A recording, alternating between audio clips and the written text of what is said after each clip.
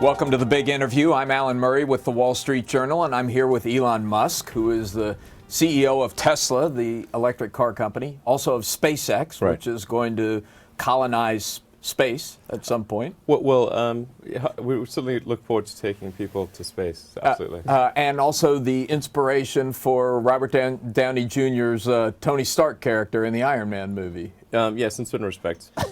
So we have a lot to talk about. But let's start with Tesla.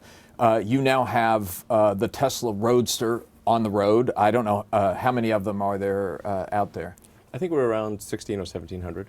It's an all-electric car. I had the opportunity to ride in it. Amazing acceleration. It seems to go from 0 to 60 in about 3 seconds. Right. But it's not cheap. It's $110,000. That's not the answer to our energy problems. No, it isn't. What the Roadster's greatest value is really is in breaking the misconceptions around electric cars, showing that you can have a fast, cool, beautiful electric car that goes long distances. And so the next step, of course, How far does the Roadster go without a charge? almost 250 miles. Wow. So that's longer than any other electric car on the road. Yes, so it's longer than any electric car in history. In fact, the Roadster set many world records in terms of its range. In fact, we've had one customer take it over 300 miles on a trip. Who was that customer, by the way? There were actually two customers. Yeah. One was a rally in Australia. It's actually technically 500 kilometers. It's the first time that an electric car has finished that rally without recharging. And then another one was in Europe. You have a lot of famous customers. George Clooney, Right. Larry Page yes. has one. Who you probably know most of the It's- 1,500 customers. Well, I certainly know several of them.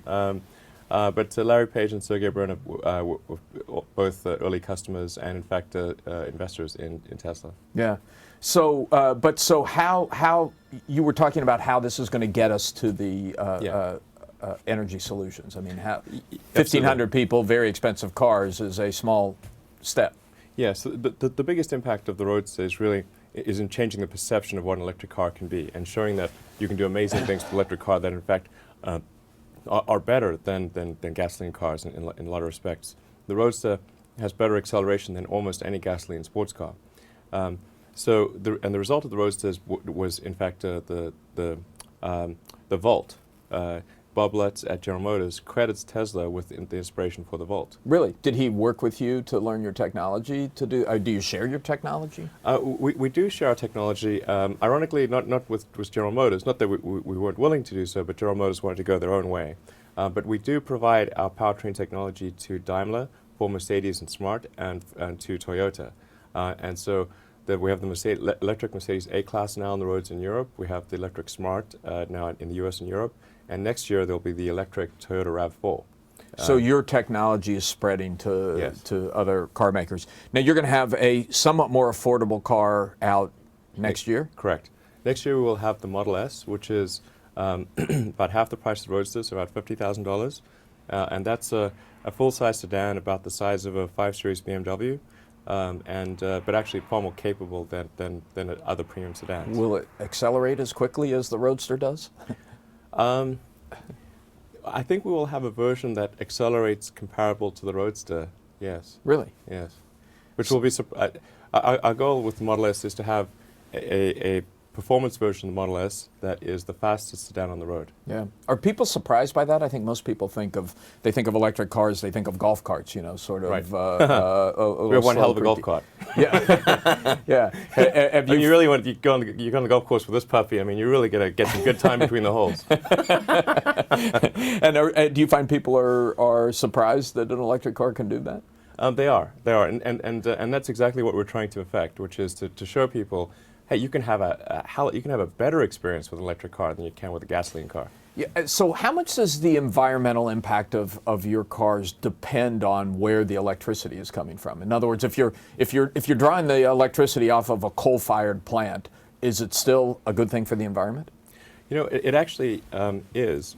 Even if you draw electricity from coal or natural gas or even directly from oil, because stationary power plants are so much more efficient than small gasoline engines in cars, an electric car actually ends up getting more range for a given amount of, say, coal or oil that's burned than than a gasoline car gets. So in other words, the CO2 per mile is actually less for an electric car, even if it's coming from a high CO2 source like coal. Now, of course, long term, we have to find sustainable power generation and sustainable transportation, but both sides of the equation need to be solved. And even if electric cars weren't there, we still need to get sustainable power generation. But the great thing about electric cars is you can generate the electricity from a wide range of renewable sources like hydro, geothermal, wind, solar, and nuclear where it's safe to do so. You've gotten criticism, and probably more importantly, the government has gotten criticism for having made a substantial guaranteed loan to Tesla at a critical moment out of stimulus funds. It was like a $500 million. And what the critics say is, why in the world should taxpayer dollars be used to fund a $110,000 plaything for George Clooney and Larry Page? Yes. Now, if that were true, it would be a valid criticism. Okay, go ahead. So first of all, I should say that the loan that Tesla received did not come from stimulus funds at all. In fact, the loan program under which Tesla competed for loans was actually created and signed into law by George Bush. So it existed prior to stimulus. It did. But it's still taxpayer dollars. It is taxpayer dollars. But it's very, very different from the stimulus funds or the bailouts or anything. In fact, one of the requirements under this loan program, which is called the Advanced Technology Vehicle Manufacturing Program, was that you had to demonstrate viability as a company independent of the loan. This is why General Motors and Chrysler didn't receive any funding under this program, because it's difficult to make that argument while you're going through bankruptcy. But you say so they were in bankruptcy. They couldn't make that argument. You weren't profitable at the time you got the loan. No, but we could demonstrate viability with the Roadster. Would you have had viability without the loan? Yes. So you didn't need the loan. We did not need the loan. The loan was the value of the loan is really to accelerate the progress of Tesla, not to keep Tesla alive. Huh. Although unfortunately the timing was unfortunate. So it's fair that people would have a sort of a misunderstanding about this, because the announcement of the loan that Tesla got, which and also Nissan and Ford got loans that were much larger than what Tesla got at the same time, but these loans were announced right around the time that there were bailouts taking place and there was a stimulus, and so people naturally confused the two, which is unfortunate, but they're really quite different. And the other issue was that the loan was going to a very expensive plaything for the rich. Correct, and that is also an incorrect perception. The loan that we received was specifically for the Model S program, which is much higher volume, lower cost. What will the cost of a Model S be? About $50,000. And how many Model S's will you be? When does it launch? We're expecting to go into production middle of next year. Middle of next year. 20,000 units a year is the 20,000 a year. Okay. And a few other things that are noteworthy about the ATVM loan. Of course, we pay interest. It's a reduced interest, but we still pay interest. And if we don't pay the loan off early, then there are actually stock warrants that the government gets in Tesla. So it's a pretty good deal, and it's also senior debt. Yeah, so, given the criticism you've gotten from our editorial page, among other places, right. Do you wish you had taken the money? If you didn't need the money, do you wish you had done it without the government loan? We're really hell-bent on accelerating the advent of electric cars and getting electric cars to the mass market as soon as possible. So $500 million helps. It definitely helps, and we'll take a lot of heat if it's in support of the greater cause. And we did take a lot of heat. But I think in terms of the editorial page, the criticism that we received, I think was simply we didn't have an opportunity to correct some of the misperceptions. If Holman Jenkins or others had actually understood the correct situation, I don't think they would have been nearly as critical. Did you talk to Holman Jenkins? We exchanged some emails. Okay. Okay. Well, I'm not going to go there. This is the news side of the organization. But let me ask you. You say your goal is to get electric vehicles to the mass market. Yes. Are we going to get electric vehicles to the mass market through a a startup entrepreneurial operation like Tesla, or are we going to get it there through Nissan, General Motors, Ford, et cetera, taking up the banner? I think it's really going to come there through the whole industry moving towards electrification. I'm supportive of any move by any company to create electric vehicles. So I think it's great what Nissan is doing with the Leaf, what GM is doing with the Volt, what Daimler is doing with the electric Mercedes. Do you consider them competition?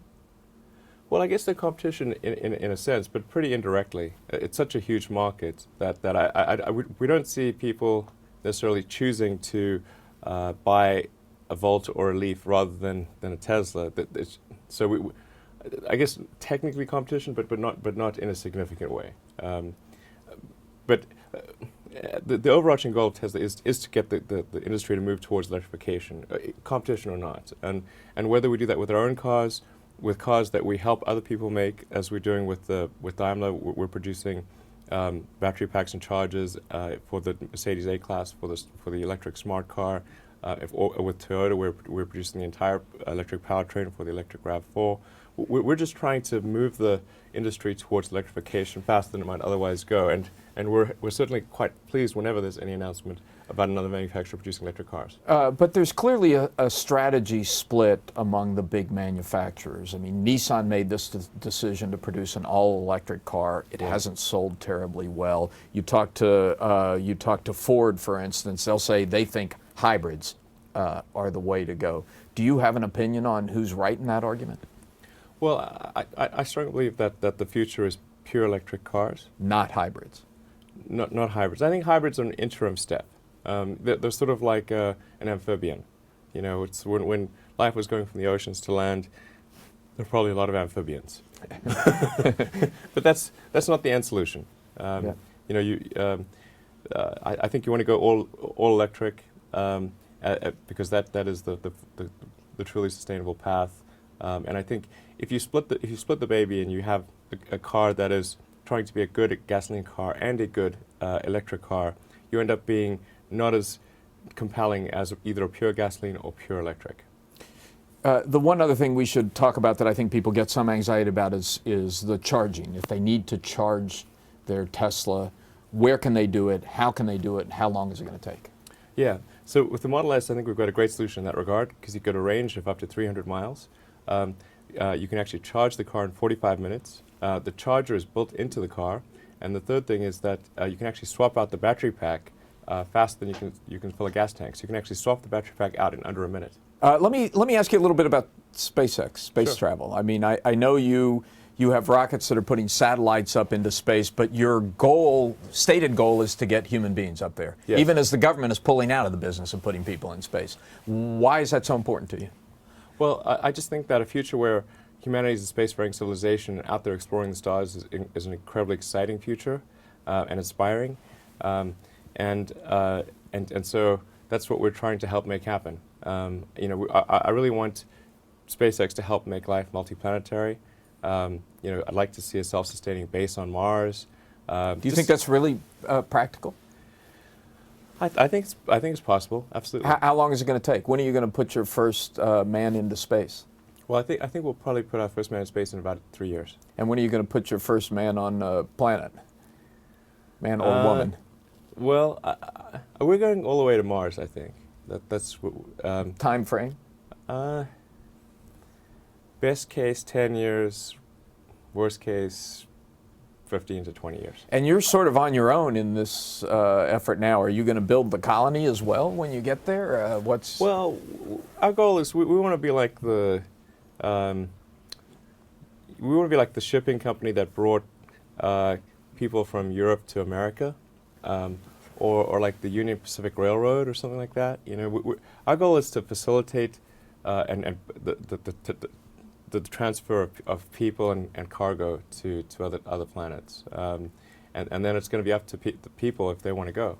I mentioned at the outset that you were the inspiration for the Robert Downey Jr. Tony Stark character. Did you work with him on that in Iron Man 2? Well, he did interview me. I guess I met with Robert Downey Jr. Just before they were filming Iron Man 1. Gave him a tour of the rocket factory, showed him the electric car and everything. And And I guess, and we talked about some of the possible scientific explanations for the powers that Iron Man has in his suit. Like, maybe you can harness the power of dark energy or something like that. What did you think of the character? I thought it was cool. Yeah. I think there's also some important differences. I've got 5 kids. Yeah. And Iron Man is sort of a swinging bachelor. I spend my weekends going to Disneyland. I don't think Tony different. Stark's doing that. It's a little bit different. And before we leave, I should say, I mean, your personal life has been extraordinarily public. It has to be somewhat frustrating to you. I mean, I just this morning noticed that CNBC was rerunning their divorce special. Yes. Why is that? They're rerunning that. I Yes, can't believe it. No, your ex-wife's face was on the screen right before I came in here. So. That's horrendous. But why has your personal life become such an extraordinarily public thing? I don't know. I wish it wasn't. Yeah. I think my ex-wife is sort of she's a prolific blogger and writer, and I think she likes to talk about these things, and I don't. I decline to participate in divorce wars, enticing as that sounds. All right, well, we won't go any further with it here, but thank you very much for being with us on The Big Interview. All right, thanks.